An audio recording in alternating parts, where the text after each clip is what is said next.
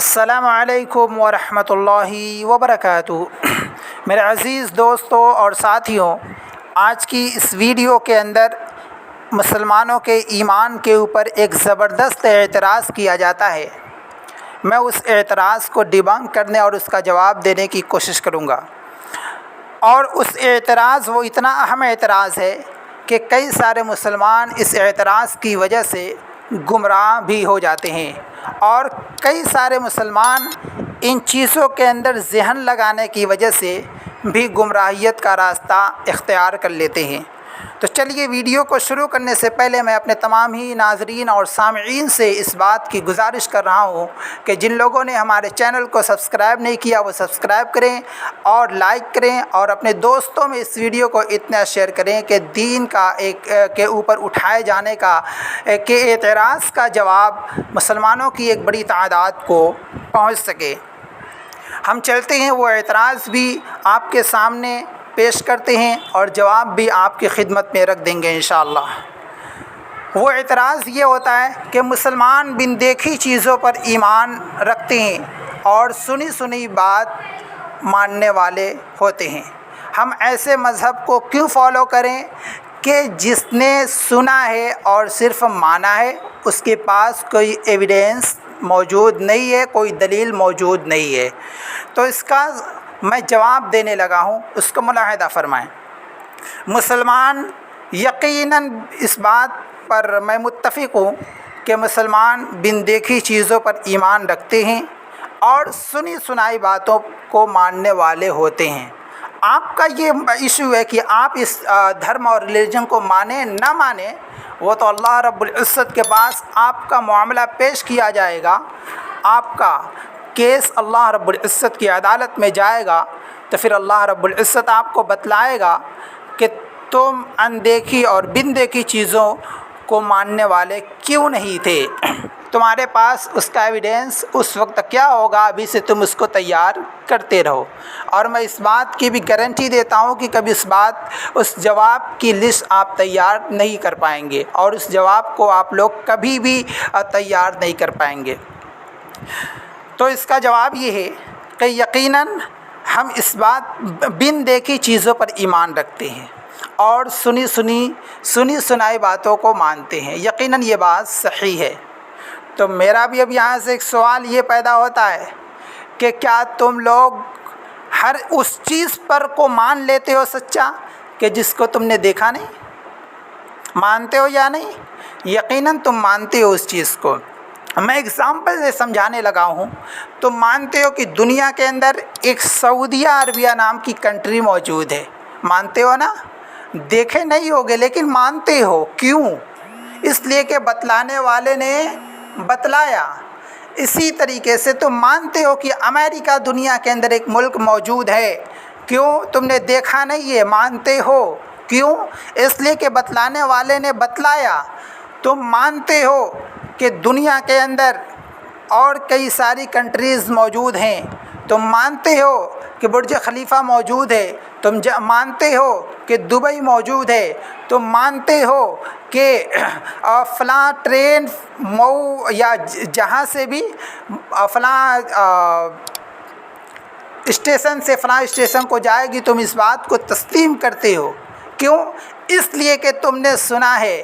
اب اسی طریقے سے اگر ہم سن کر کے ایک بات کو مانتے ہیں تو تم کہتے ہو کہ مسلمان ان بھکت ہے، مسلمان ان بلیور ہے، مسلمان ان دیکھی چیزوں پر ایمان رکھتا ہے، اور مسلمان سنائی باتوں کو مان لیتا ہے۔ میں یہ کہتا ہوں کہ تم نے اس کی بات کو کیوں مانا کہ دنیا کے اندر سعودیہ موجود ہے؟ تم نے اس بات کو کیوں مانا کہ دنیا کے اندر امریکہ موجود ہے؟ تم نے اس بات کو کیوں مانا کہ دنیا کے اندر فرانس موجود ہے؟ تم نے اس بات کو کیوں مانا کہ دنیا کے اندر دبئی موجود ہے؟ تم نے سنا ہے تو مانا ہے۔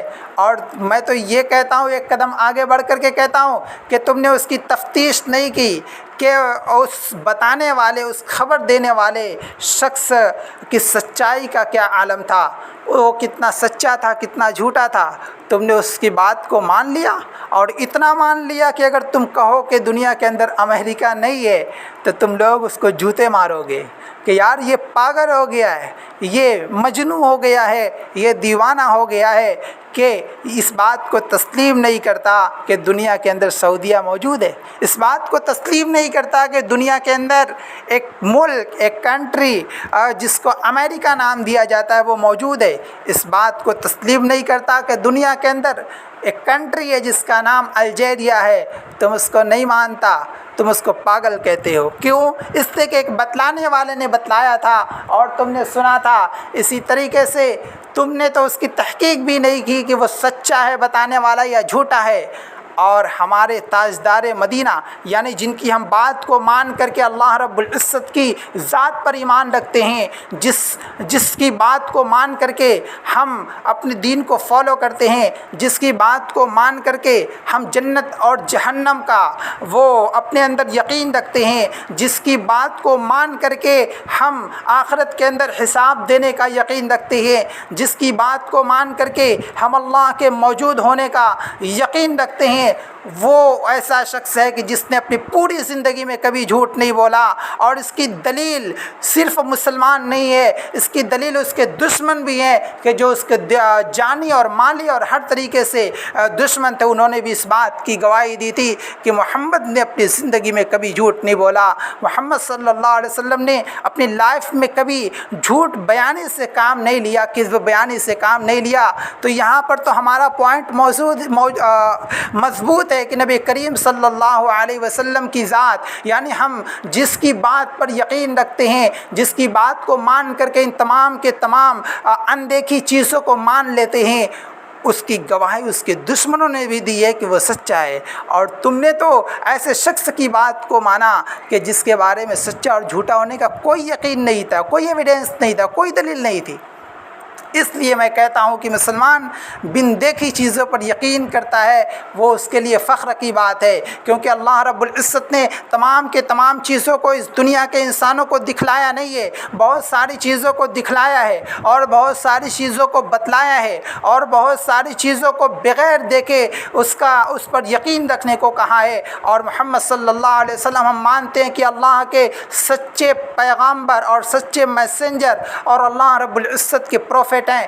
پروفٹ محمد صلی اللہ علیہ وسلم نے جتنی باتوں کو بتایا ہے وہ تمام کے تمام چیزیں نقطہ بنقطہ حرف بحرف وہ صحیح ہے، اس بات کا ہم یقین رکھتے ہیں۔ اس کی دلیل بھی موجود ہے کہ وہ اتنا سچا آدمی ہے کہ اس کے دشمنوں نے بھی اس کے سچا ہونے کی گواہی دی ہے، ورنہ آج کے اس دور کے اندر کوئی دشمن کسی اپنے دشمن کے سچا ہونے یا اس کی اچھائی یا اس کی خوبی یا اس کے اخلاق کو بیان کرنے والا نہیں ہوتا، اس کے اخلاق کو، اس کی اچھائی کو، اس کی سچائی کو تسلیم کرنے والا اور اس کو ایکسیپٹ کرنے والا نہیں ہوتا۔